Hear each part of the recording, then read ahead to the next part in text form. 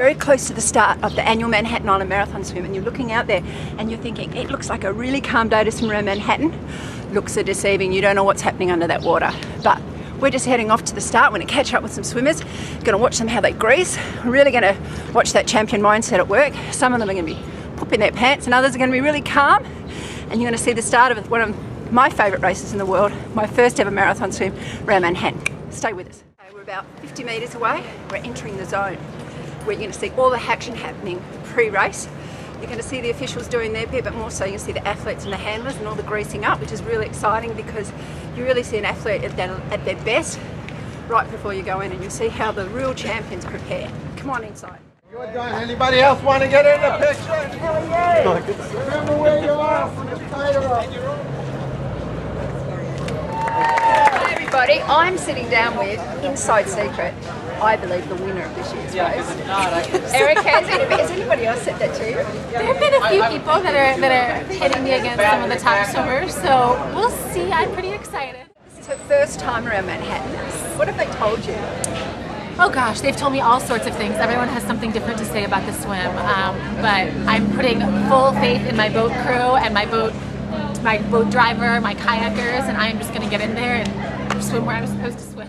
Why do you want to swim around Manhattan Island? Oh my gosh, it's just amazing to see the city from this perspective, to be in one of the best cities in the world. I know, it gives me goosebumps. Yeah. I mean, I can see the Statue of Liberty right over there, and it's just incredible to be here, to be with these swimmers in this community. I'm just excited to get in there and get it started.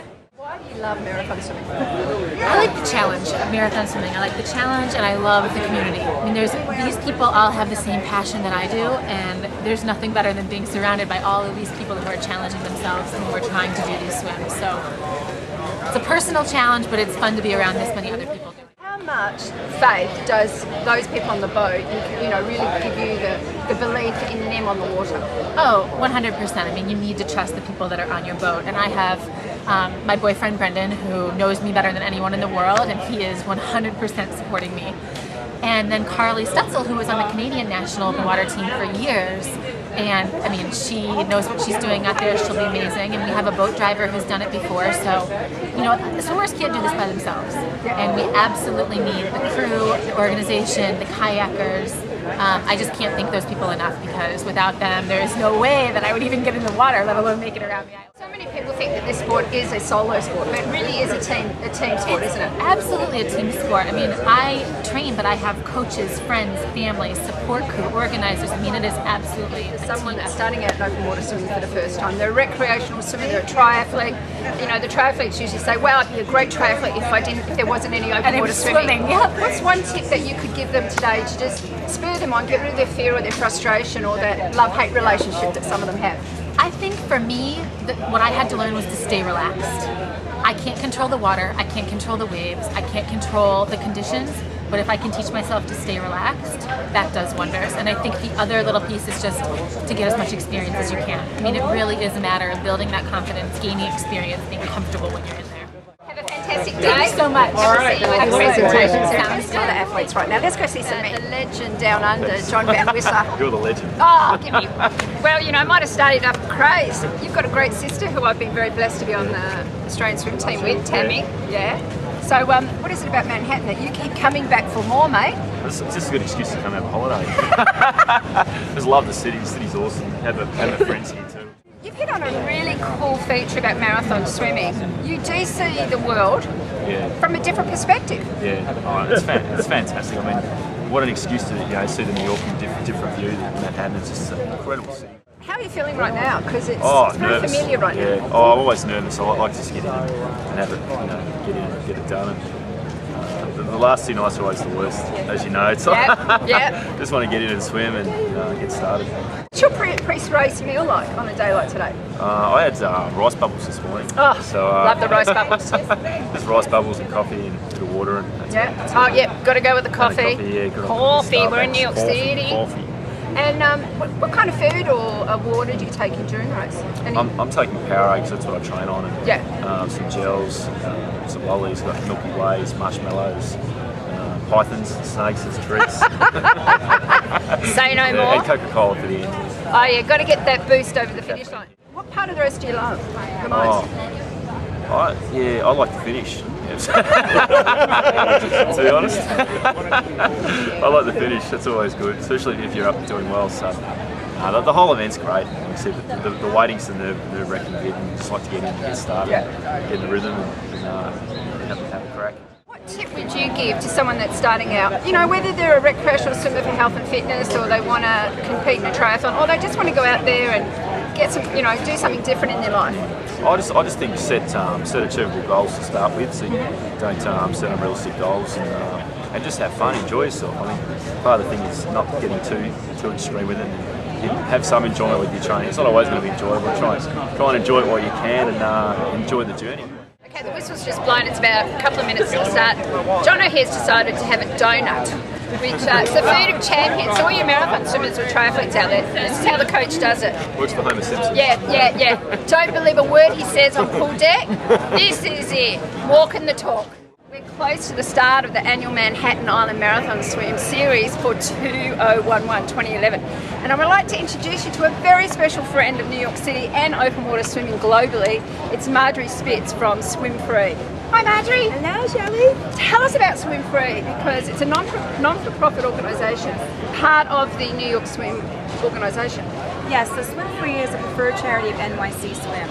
So anybody who wants to raise charity, use their swim to raise charity, can sign up for an NYC Swim events, and their funds will go to Swim Free, which is an organization focused on getting everybody in the water safely and comfortably, because we all know not everybody has access to swim lessons, access to bathing suits and goggles, and we help remedy that. That's a really important thing. You'd think that, you know, one of the problems we have is drownings, but you're actually talking about access to water, but caps and goggles and a swimsuit.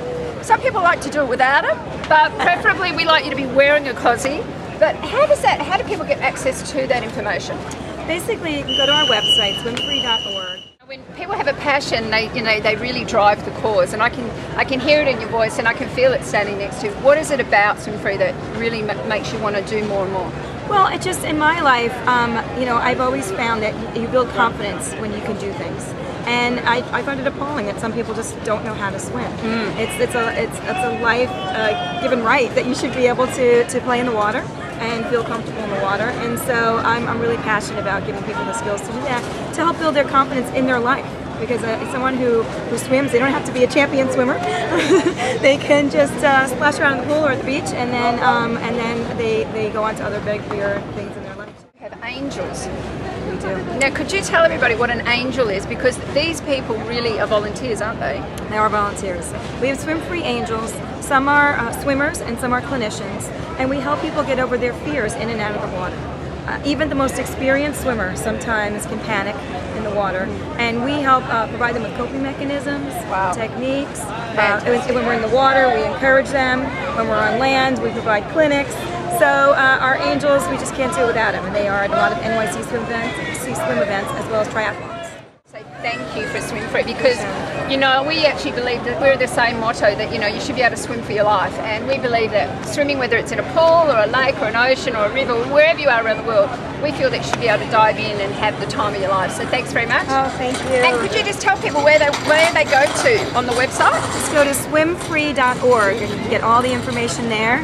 Swimfree.org. If you can't hear us, you can see us. Yes, exactly. And you can email me directly, Marjorie@swimfree.org. Have a great day. Thank you, you too. Okay, as you notice right now, here's Jono. We were talking to him earlier. Now he's got some grease on, but it's very lean. As you see a lot of athletes at the start, some people just don't know how to do this correctly. Jono is a class act, as we've been talking about. Notice the grease under the armpits, and he'll have some between the groin, around the neck. These are points of friction. Not so much where you're going to lose heat, but they're friction points. And he wants to make sure that he has enough there that's going to last him for the 7-8 hours that he's going to be swimming around Manhattan today. 3, 2, 1, go! And the birds wave it off. First wave in.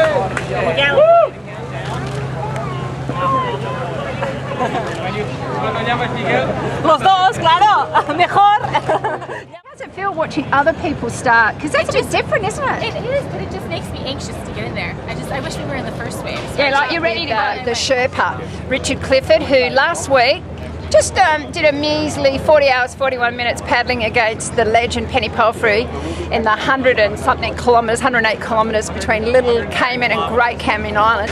And now he's just going to do a measly 48k around Manhattan Island, 28.5 miles. Let's have a chat with him. So you're like the linchpin from the main boat and to the swimmer.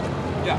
So how do you keep them calm under stressful situations, like it's a bit of flotsam and jetsam like we're looking at right now? I spend a lot of time talking to the swimmer before they ever set foot in the water. Yeah. Talking to them about staying in their swim.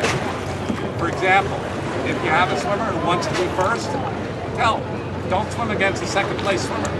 Swim for first place. And and do your swim. And let second place fight it out with third place. So we have a strategy for today's swim. Nothing's being given away here. No favorites. Get out on the water. Come on, let's show you skills here, Richard. Yeah, like garbage man. It is. There's points in this swim. There is strategies, isn't there? Yes. Where would you say those are? I would say I learned it from you. Oh! This section coming out of Spike Island, Yeah. top of the Harlem River into the Hudson, where I call that section the Australian crawl. It's not a straight line. No. So, but I've got to duck out now. No, that's okay, mate. We really appreciate your time. Have a great swim. Or later. Absolutely. Yeah. 3, 2, 1. And they're off. The annual Manhattan Island Marathon Swim Series for 2011. And this is the third wave, the fastest wave. And here it's going to be really interesting because we've got Erica Rose, the favourite, but also we've got the champion in John Van Wisser from Australia. And he's swum around this island and won it 3 times outright. So it's going to be an interesting race to see how experience against speed and how the crews are against each other. And we'll see later on what eventuates.